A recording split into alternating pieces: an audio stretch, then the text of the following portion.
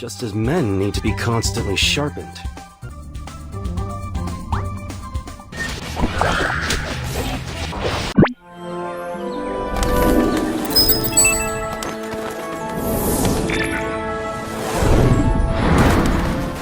We tend to think epic cards are always stronger, but that's not the whole truth. Some blue cards offer better efficiency, lower cost, or better synergy that epics just can't match. So let's look at which blue cards can beat epics, and where to actually find them. First and most important are the blue cards that boost damage against specific races. There are a lot of them, and it's essential to have them all and fully upgrade them all. Why? Because when you face tough dungeons, bosses, or instances, these cards will really come in handy. Besides these, there are blue cards that certain classes need for specific purposes, cards that can turn the fight in your favor. For example, Smokie card gives you the hiding skill. This is a huge advantage for jobs that don't normally have that ability. Horong card gives you the sight skill. This gives you a big advantage against thief-type classes or against players using Smokie card. Furious Poppering card gives you a charge skill. This works really well with a paladin using a sacrifice build. Being able to chase down a running player with a charge skill makes a huge difference. Special blue cards, these cause disable effects like fear, sleep, stun, poison, or bleed. They can be very helpful in certain situations. Now, aren't epic cards hard to get for a reason? Of course they are. They're unique and they make your character stronger. But the game doesn't only focus on power score. When you combine smart stat choices and card strategies, the gameplay will favor you in winning a fight, especially with game developers who keep balancing the game. Besides all that, there's the album belt. This little tool lets you swap cards easily, even during clashes. So what does that mean for you?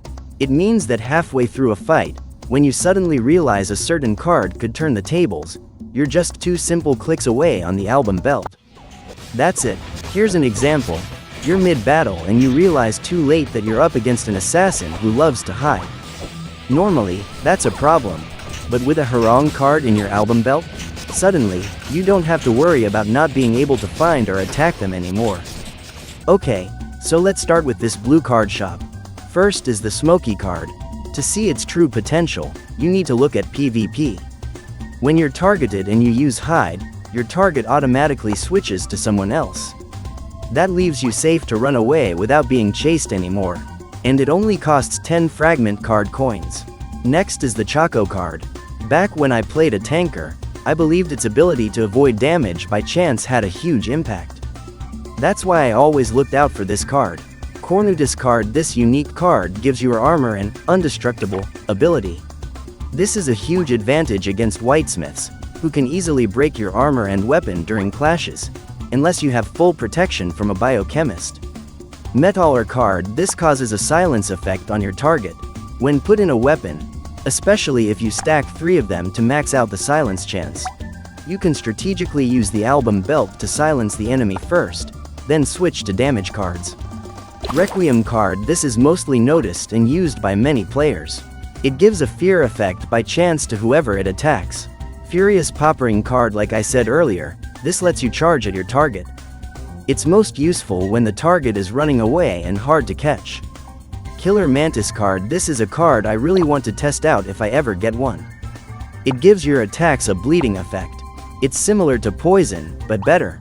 Baphomet Jr. card. This one is very suitable for my assassin class because it gives bonus agility and critical. And the best part? It's not inserted into the weapon, but into the cloak. Now there's more in the advanced blue card shop. This is where you'll find the essential blue cards I mentioned earlier, cards that boost damage based on the enemy's race. For example, Pico Egg against Formless, Scorpion against Plant, Mandragora against Wind Element, Vadon against Fire Element, Drainleer against Water Element, Goblin against Brute, Flora against Fish, Stroof against Demon. Kobold gives bonus critical, which is very useful for my class.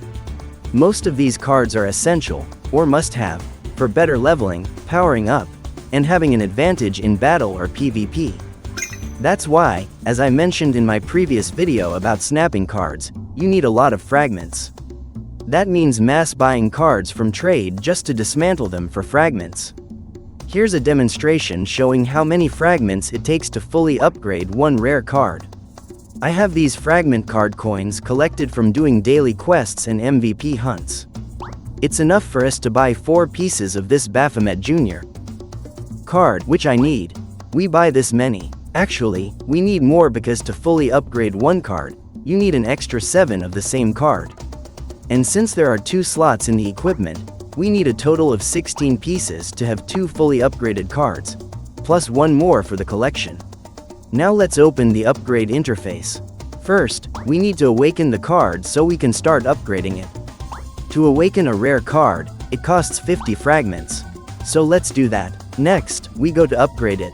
The first star requires 5 upgrades, each costing 30 fragments. That's a total of 150 fragments. Then, to get the next star, we consume one of the same card. The next 5 upgrades each cost 90 fragments, totaling 450 fragments. With our fragments, we only managed to reach upgrade level 8. This is why you need to dismantle so many cards just to upgrade one of these.